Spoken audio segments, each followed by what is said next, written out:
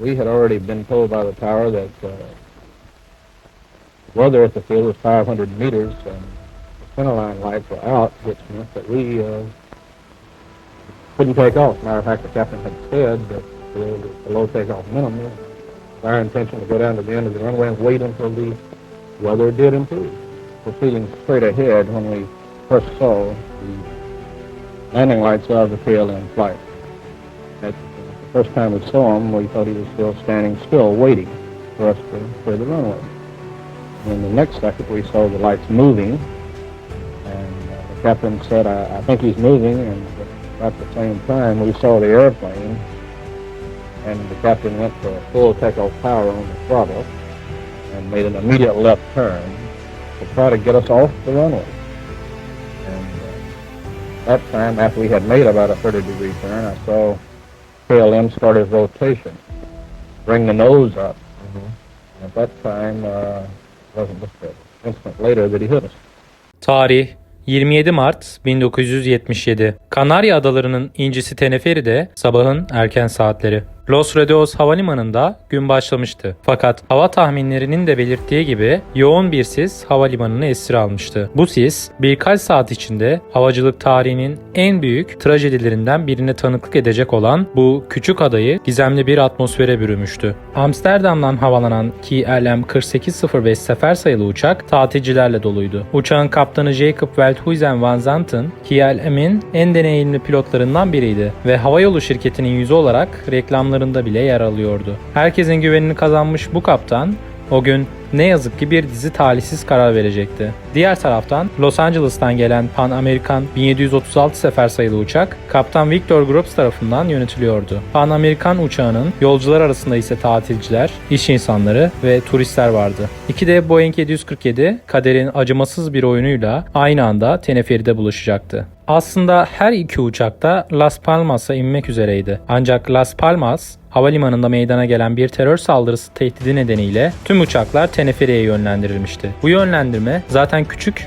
ve yoğun trafiğe alışık olmayan Los Rodeos Havalimanı'nda büyük bir kaosa neden olmuştu. Uçaklar piste sıralanmış, yolcular sabırsızlıkla tekrar havalanmayı bekliyordu. Ancak kimse yaklaşan felaketin farkında değildi. Sis öylesine yoğundu ki görüş mesafesi neredeyse sıfıra inmişti. Havalimanı kontrol kulesi ile uçaklar arasındaki iletişim de bu sebeple son derece zorlaşıyordu. İşte tam bu noktada iletişim hataları zinciri baş gösterdi. KLM uçağının kaptanı henüz net bir kalkış izni olmadan kalkışa geçmeye karar verdi. Bu karar tarih kitaplarında yerini alacak olan trajedinin ilk adımıydı. KLM kaptanı kule ile yaptığı son iletişimde kalkışa hazırız dediğinde kulenin verdiği yanıtın belirsizliği nedeniyle kalkış izni aldığını düşündü. Oysa kule sadece pisti temizlemeleri gerektiğini belirtmişti. Aynı anda Pan American uçağı da pisti geçerek park yerine ulaşmaya çalışıyordu. Ancak sis yüzünden Pan American uçağı da pisti bulmakta zorlanıyordu ve piste yanlış bir noktada ilerliyordu. Sis perdesinin arkasında iki de Boeing 747 birbirlerine doğru hızla ilerliyordu. Görüş mesafesinin neredeyse sıfır olduğu bu anda KLM uçağı kalkışa geçti ve Pan American uçağına çarptı. Patlamanın şiddeti havalimanında korkunç bir yankı uyandırdı. İki uçak da alevler içinde kaldı. Kurtarma ekipleri yoğun duman ve alevler arasında hayatta kalanları bulmaya çalışıyordu. Kaza sonucunda KLM uçağında bulunan 248 kişinin tamamı ve Pan American uçağındaki 396 kişiden 335'i hayatını kaybetti. Toplamda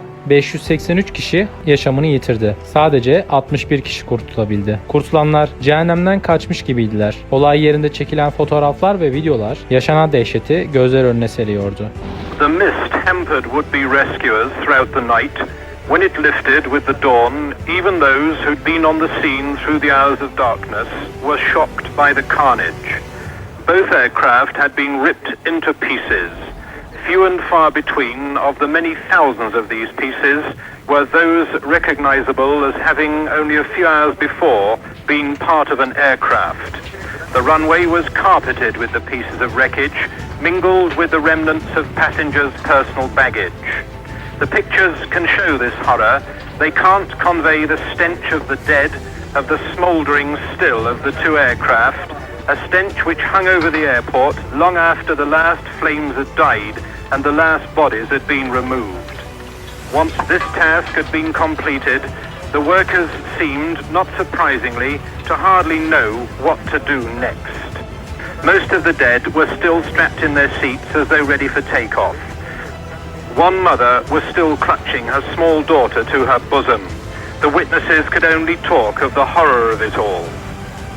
Kazanın ardından yapılan araştırmalar bir dizi hatalar zincirini ortaya çıkardı. İletişim kopukluğu, kaptanın aceleci kararı ve sisin getirdiği zorluklar bu trajediyi yaratmıştı. Kazanın sebepleri arasında KLM kaptanının aceleci kararları ve kule ile yapılan iletişimdeki belirsizlikler önemli bir yer tutuyordu. Kaptan Van Zanten belki de kariyerin zirvesinde olmanın verdiği özgüvenle hareket etmiş, ancak bu özgüven trajik bir hataya dönüşmüştü. Kazanın ardından havacılık tarihinde önemli değişiklikler yapıldı. İletişim prosedürleri yeniden düzenlendi. Pilotlar net ve anlaşılır bir şekilde iletişim kurmak üzerine eğitildi. Kule personeli de aynı şekilde net ve anlaşılır bir dil kullanmak üzere yeniden eğitildi. Ayrıca hava koşullarının olumsuz olduğu durumlarda havalimanı trafiği daha dikkatli bir şekilde yönetilmeye başlandı. Bu değişiklikler gelecekte benzer trajedilerin yaşanmaması için önemli adımlar oldu. Tenerife Havalimanı felaketi havacılığın ne kadar hassas bir dengeye sahip olduğunu bir kez daha gösterdi. Her an, her detay güvenlik için büyük önem taşıyor. Bu trajik olay havacılık tarihine kara bir leke olarak kazındı. Ancak aynı zamanda gelecekteki kazaların önlenmesi için önemli dersler verdi. Havacılık endüstrisi bu trajediden büyük dersler çıkardı ve güvenlik standartlarını yükseltti.